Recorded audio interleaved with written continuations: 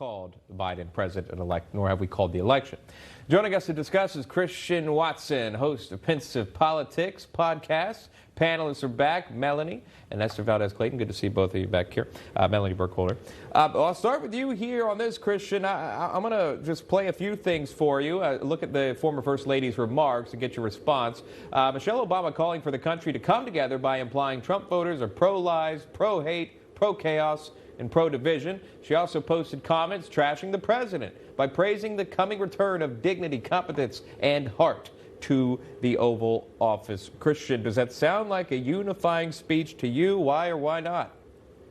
Absolutely not. And I think that we've realized that when the left says they want unity, they typically mean they want you to believe what they believe and nothing else. And that's just a really complex formula for a country that is dealing with a pandemic, that is dealing with a lot of deep-rooted political divisions. And for Michelle Obama to speak like that about people who are just as valid as anyone else in their political opinions is nothing short of condescending and really disgusting.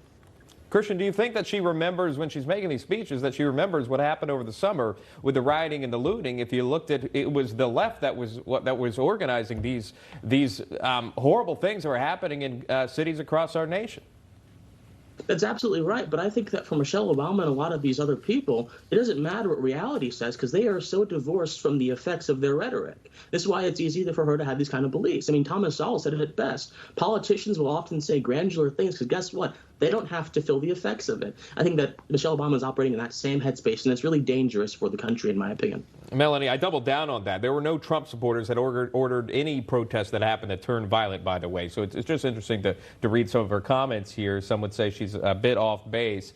Also this, Melanie, CNN commentator Van Jones getting emotional after the media called the election for Biden. Watch this, and I'll get your thoughts. And it's easier for a whole lot of people. Every day you're waking up and you're getting these tweets and you just don't know, and you're going to the store and people who have been afraid to show their racism are getting nastier and nastier to you, and you're worried about your kids and you're worried about your sister. And can she just go to Walmart and get back into her car without somebody saying something to her? Just factually speaking, Newsmax has not called the election, but back to what you saw there, Melanie, somewhat, some would say, a little bit of a performance there. Van Jones very happy about not being able to see some tweets. Yeah, and Van is actually from the great state of Tennessee, where I hail, in a small town, Jackson, Tennessee. Went to the University of Tennessee at Martin and on to Yale Law School. Quite an accomplished young man indeed, and clearly has some emotional ties to what he feels is a Biden win. However, we all have also the ability to not look at Twitter, to turn it off, to take a break from social media. We don't have to be subjected to things that we don't want to be subjected to in this great country. And I would encourage him, if it's really getting to him like that, which it definitely appears to be, then he needs to take a break from social media. He might need to just stop it for a while and regroup and understand that it is a platform for people to speak how they want to speak. It's not intended to, be something that you take personally. It is. People are always going to be stronger behind a computer screen than they're going to be to your face. And, if I ever have a problem with somebody, I call them on the phone, or I say, hey, let's get a coffee. Let's meet face to face. You tell me the same things that you're going to tweet about me in front of me, and we'll have a different discussion.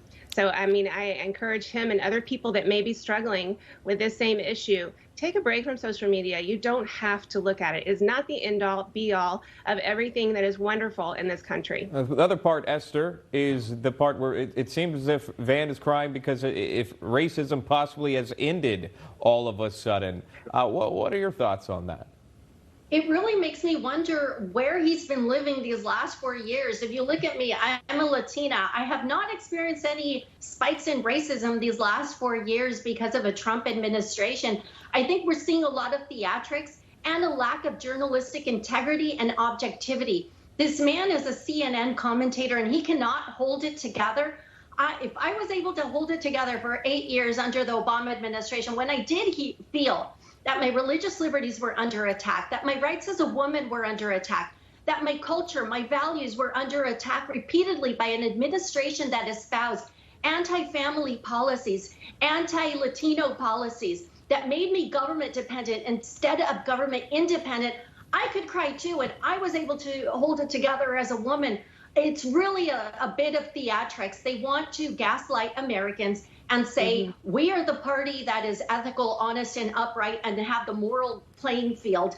But really, they are lacking in all of those respects. And we need to hold them accountable. And if this is what the next 4 years is going to look like, we're in for a lot of hypocrisy, and we got to fight back with the truth. That coming from an immigration attorney, by the way. Christian Watson, thank you so much. We appreciate it. Melanie, Esther, stick around. A lot more to cover. We're talking about this. COVID's not the